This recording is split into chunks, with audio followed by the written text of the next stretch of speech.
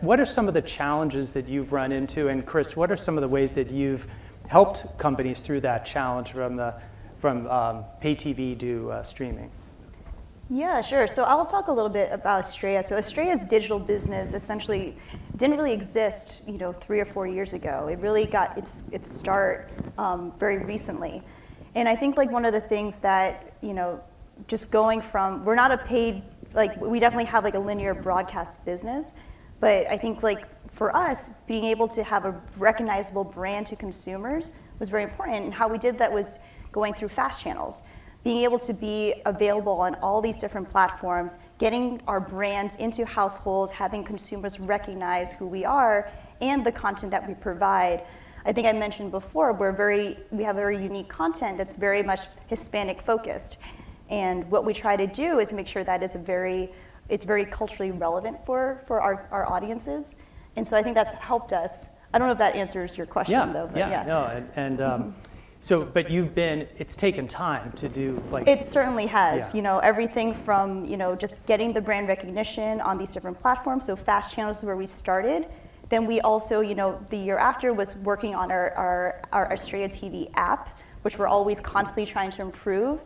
And because of that, with our app, what we're hoping to do in the future is really get more engagement with our audiences, kind of making that stickiness or that fandom that our channels or what our content really wanted to have is that fandom. And it's kind of part of this whole viewership experience, not just content. So for us, that's important. And that's probably going to be the next play for 2023. And BJ, you've got traditional, you've also got Tubi. Tell us about what's happening there. Sure. So we've taken a more measured, unique approach when it comes to streaming among the major media companies. You have not seen us out with a very wide, broad-based subscription service, and we are very happy with that. You don't hear us on our earnings call talking about the billions of dollars of losses that are being piled into streaming services. So what we have been is, we're very committed to the pay TV ecosystem, but we're making smart investments in the streaming space. So while we don't have a Disney Plus or a Peacock that are losing billions of dollars, we have made smart investments in the AVOD space with Tubi. Tubi has been a phenomenal service for us. I think we announced grew over 50% year over year in terms of total viewing time. That's tremendous growth. And then on the subscription side, we have the Fox Nation streaming service, which is a subscription service focused on the Fox News audience. So I think we've made smart, measured bets in the streaming space, and that has been paying off for us.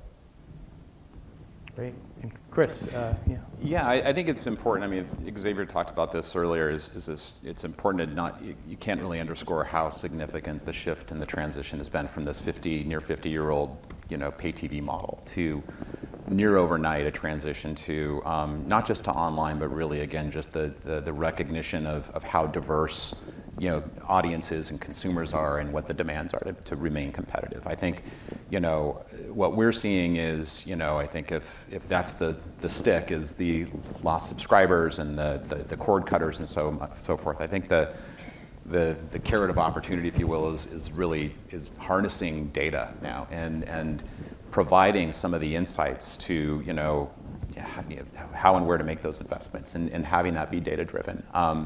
I think a lot of media organizations realize the importance of data.